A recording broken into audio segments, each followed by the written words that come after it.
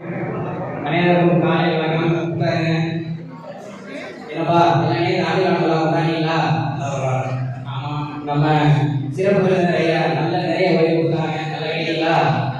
சரி, இன்னைக்கு நம்ம வகுப்புல ஒரு முக்கியமான விஷயம் பார்க்கிறோம். அதாவது வாழ்க்கைக்கு தேவையான எல்லா வாழ்க்கைக்கும் தேவையான முக்கியமான விஷயங்கள் எப்படின்னா, நான் காலைல வகுப்புக்கு வந்துருக்கேன், கல்லூரி வந்துருக்கிற வாழையில திடீர்னு மயக்கம் போட்டு கீழே விழுந்தாரு. சுற்றி இருக்க எல்லாரும் எட்டி பார்த்தாங்க. அதை நம்ம எல்லாருக்கும் பழக்கமாக சுற்றி எட்டி பார்க்கணுன்றது பழக்கமாக வந்துருச்சு. அது மாற்ற முடியாது. அதே மீறி ஒரு எதிர்த்தான விஷயம் நடந்துச்சு. நம்ம கல்லூரி மாணவர் ஒருத்தர் தான் அந்த பெரியவருக்கு உதவி செஞ்சு பெரியவரை காப்பாற்றினார். சுயநலம் இல்லாமல் இந்த பெரியவரை காப்பாற்றி சுயநலம் கொண்டு வந்து மருத்துவமனைக்கு அனுப்பி வச்சார். சொல்லுவா, எங்க பாடத்துக்கும் நீங்க நடத்துறதுக்கு சம்மந்தமே இல்லை. இதை கட்டி நாங்கள் என்ன பண்ணுறோம்? கேட்கறது பார்த்து சம்மந்தம் இல்லைங்க, வாழ்க்கைக்கு சம்மந்தம் இல்லைங்க சொன்னா போங்க. இப்போ நீ தனியாக ஒரு இடத்துல நடந்து போயிட்டு இருக்குன்னு வச்சுக்கோங்க.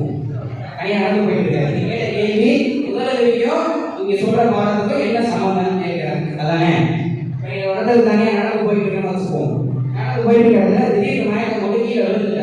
அப்போ சுற்றி இருக்க வந்து உன்னை காப்பாற்றணும்னு நினைக்கிறியா, இல்லை கண்டுக்காம போகணும்னு நினைக்கிறியா? காப்பாற்றணும். அப்போ உன்னை சுற்றி இருக்கவங்களுக்கு உனக்கு என்ன உதவி பண்ணா நீ சுயநலத்துக்கு வருவன்னு தெரியும். அந்த உதவிக்கு பேர் தான் முதல் உதவி. புரியுதா? அந்த உதவிக்கு பேர் தான் முதல் உதவி. அதை பற்றின தெளிவான விளக்கமான உரையை அடுத்த கிளாஸ் சொல்லுவாங்க. சரி,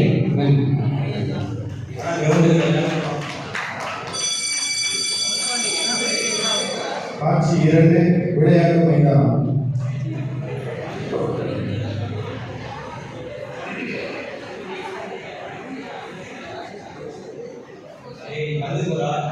எப்படி அடிக்கிறேன்னு பாக்குறேன்டா. தந்தி என்ன அங்க போய் எடுப்பாடா. நிறைய போய் பேசுறேன். சீக்கிரம் பேசி. ஹலோ, சொல்லுங்க. கேட்கப்பட நீ இருக்கு போற ரெண்டு நிறைய லாஸ் ஆயிருக்காங்க. சரி, ஓரத்தில் அவர் கொடுத்தா ஓரத்தில் நம்ம இருடா. ஒரு ரத்தத்தை கொடுக்குறேன்னு வச்சுக்காங்க, உனக்கு உடம்புல ரத்தமும் இருக்காது, நோய் எதிர்ப்பு சக்தியும் இருக்காது. நம்ம உடம்புல சாதாரணமாக 5-7 வயது ஊற்றலாம். நம்ம வந்து ரத்தம் ரொம்ப கொடுக்குறதில்ல, நம்ம என்னன்னா கொடுக்குறோம். அதனால வந்து கூடுதல் தப்பு கிடையாது. அதே நேரத்தில் மறுவாரத்திலே அந்த ரத்தம் வந்து கூடிடும். இதுக்காண்டி நம்ம சத்தான பொருள் தான் சாப்பிடணும் அப்படின்னு அவசியம் இல்லை. நம்ம சாப்பிட்ற சாப்பாடு நம்ம இருக்கோம். அதனால வந்து ரத்தம் தப்பு கிடையாது. இப்போ வந்து இந்தியா நாடு ரத்தம் தேவைப்படுது. ஆனால் கிடைக்கிறது நாடு ரத்தம். அதனால வந்து ரத்தம் வந்து நல்லது. சரி சரி போதும். அதுக்காக நீ என்ன பண்ணே? நம்ம சொல்றதே எனக்கு கேட்கணும். நம்ம மாத்திரம் வீட்டுக்கு போகணும். வீட்டுக்கு வேண்டாமா? அப்பா காட்சி 3 வீடு. வீடு வேண்டாமா?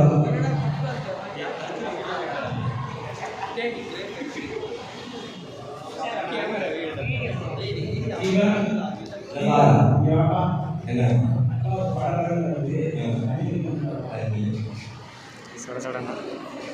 மாத்திரை பண்ணிக்கிறா? என் மாத்திரை சீக்கிரம்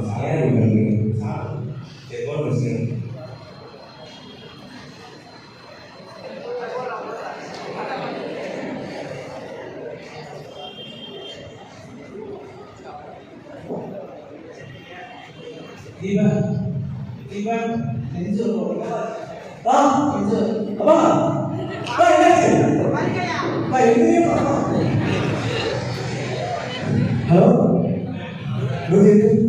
எங்க அப்பா பயங்கர ரொம்ப பயமா இருக்கு. என்ன சீக்கிரம் ப்ளீஸ் சீக்கிரம் வாங்க. சுரேந்தர், ஹலோ சுரேந்தர், எங்கடா இருக்கா? கொஞ்சம் சீக்கிரம் வாங்க. அப்பா பயங்கர விட்டுருக்காரு. என்ன சொல்லுங்க, சீக்கிரம் வாங்க, பயமா இருக்கு. சரி வாங்க சார்.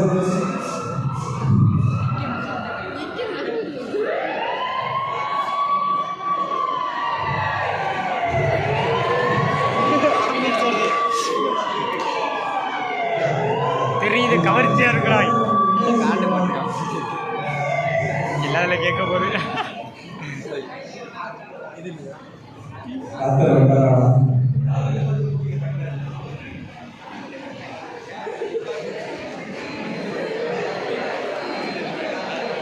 டாக்டர்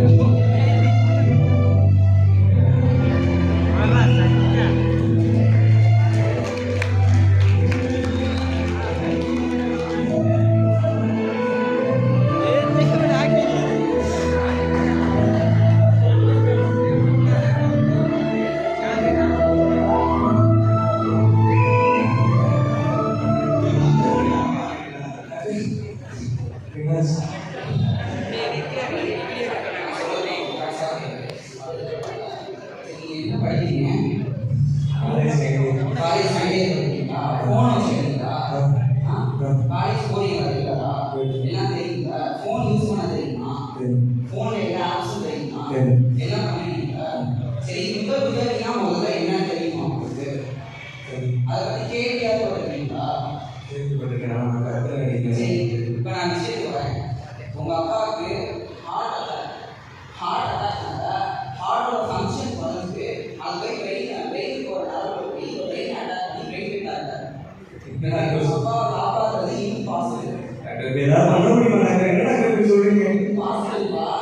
நீங்க என்ன பண்ணிருக்கணும்? உதவினா என்னன்னு முதல்ல தெரிஞ்சுக்கணும். எப்படி பண்ணியிருக்கீங்கன்னா உங்க அப்பாவோட ஹார்ட்டோட ஃபங்க்ஷனை இன்க்ரீஸ் பண்ணி இப்போ நான் டைப் பண்ணி காப்பாற்றிருக்கேன். இப்போ உங்க அப்பா இறக்குறதுக்கு நீங்களும் ஒரு காரணமா ஆயிட்டீங்க. இதை நினச்சி நீங்க கவலைப்படுறீங்கன்னா இனிமேல் இந்த உதவினா என்னன்னு கற்றுக்கங்க. முடிஞ்ச அளவு உங்களுக்கு தெரிஞ்சவங்களுக்கு முதல் உதவி பற்றி சொல்லி கொடுங்க. சரிங்களா? இப்போ நீங்க எதுவும் கவலைப்படாதுங்க. அதனால இப்போ ஒன்றும் பிரச்சனை இல்லை. உங்க அப்பா வந்து பிரைட் ஆகிடுச்சு. எனக்கு காப்பாற்ற வாய்ப்பே இல்லை. நீங்க உங்க அப்பா பார்க்கலாம்.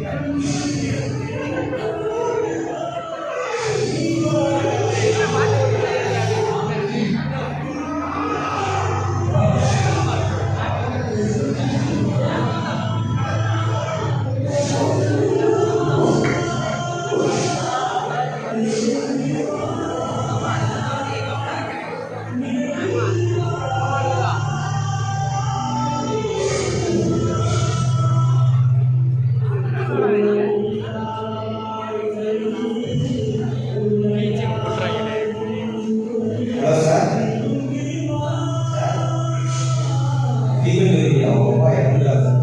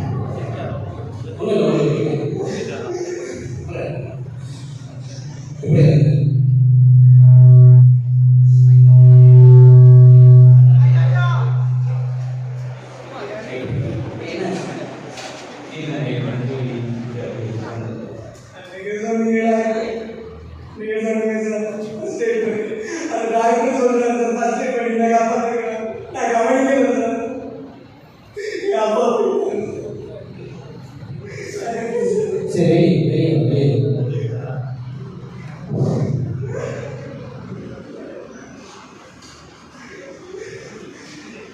டாக்டர் கூப்பிடுறாங்க.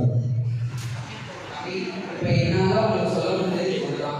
தயவு செஞ்சு மனசை ஏற்றுக்கீங்க. இப்போ இந்த கவலை அதாவது வந்து இந்த பெரிய ஸ்டோரியில் அதாவது உங்கள் அப்பாவோட பிரெயின் தான் கெட்டாயிருக்கு தவிர அவரோட ஆர்கன்ஸ் எல்லாம் இன்னமும் ஃபங்க்ஷன் ஆகிட்டாங்க இருக்குது.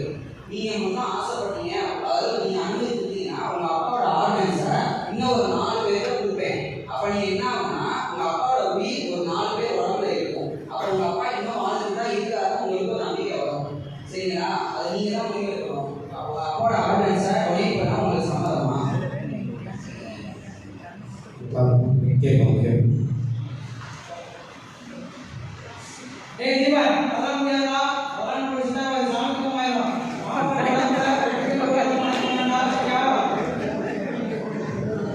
நீ எத்தனை நாளைக்கு கேஸ் போறீங்க? மூணு எத்தனை போறீங்க? மனசாட்சிக்கே இல்லையா? அப்பா செத்து இப்போ சாமி ஐயா சொல்ற என்ன பண்ணுவாங்க? உங்க அப்பாவோட உடல் இந்த உயிர், அதாவது உங்க அப்பாவோட உயிர் வந்து இந்த உடம்புல மட்டும் இருக்குன்னு நினைக்காது. ஒவ்வொரு உறுப்புலையும் உங்க அப்பா வாழ்ந்துட்டு இருக்காரு. உடலுக்கு கிடைக்காம எத்தனையோ பேர் சாகுறாங்க. உங்க அப்பா மூலியமா 4 பேர் வாழணும். 4 பேரோட உங்க அப்பா வாழணும். உன்னோட முடிவு என்ன? நீ எடுக்கிற ஒரு முடிவு தலைமுறையே மாற்றமா அமையும்.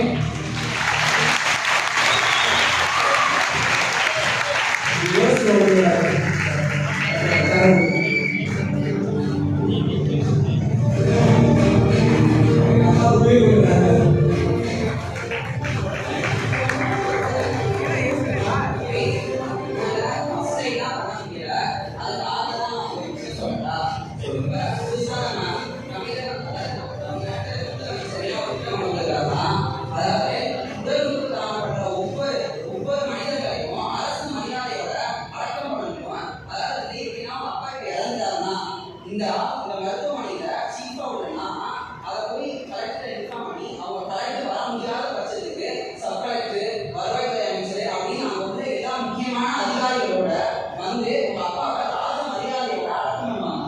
அப்படி ஒரு வாய்ப்பாக அவங்க நடந்துச்சு.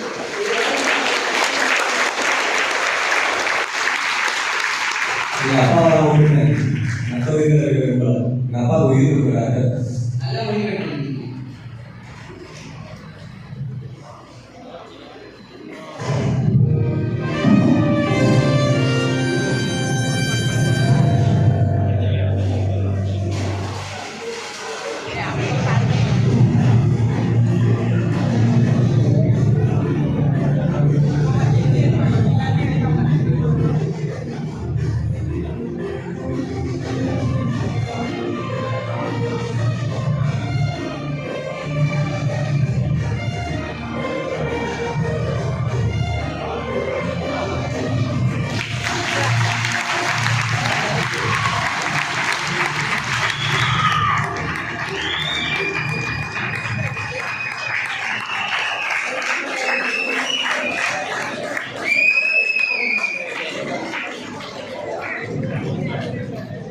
உடலுக்கு தானம் செய்வோம். நீங்க கிராமங்கள்ல ஊரை காக்கும் ஐயனார், ஊருக்கு எல்லையில ஒரு சாமி இருப்பார். அவர் ஊரை காப்பாரு, உயிரை காப்பார். ஆனா இந்த ஐயனார் சாமிகளை நம்ம ஒவ்வொரு ஊருக்குள்ளையும் ஒவ்வொரு வீட்டுக்குள்ளையும் அனுப்பணும்னா, முறையா பயிற்சி செய்து அனுப்பணும்னா இவங்க ஊரை காப்பாங்க, உயிரை காப்பாங்க.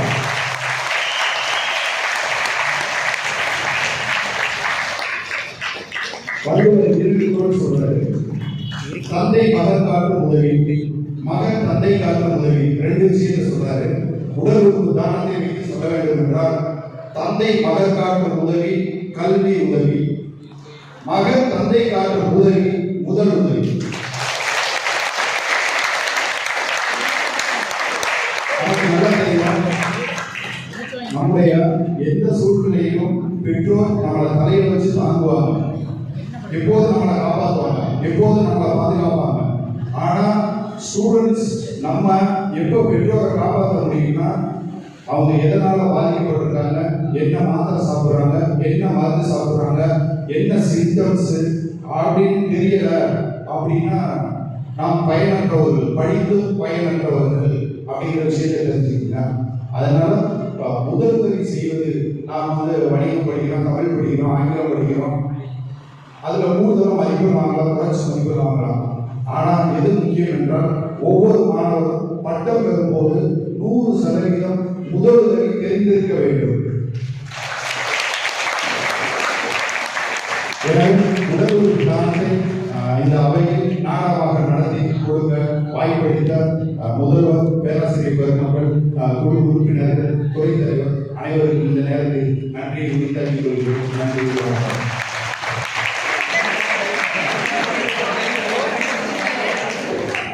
எல்லாரும் தெரிஞ்சுக்கங்க, எம்பிபிஎஸ் படிச்சாதான் நம்ம டாக்டர்னு கிடையாது. நீங்க முதலுதவி படிக்கிற ஒவ்வொரு ஆளும் நீங்களும் ஒரு எம்பிபிஎஸ் டாக்டர் தான். அதனால இன்னைக்கே போங்க, எல்லா யூடியூப், கூகுள் எல்லாம் எடுத்து வச்சிருக்கீங்க, அதுல போய் தேடி பாருங்க முதலுதவி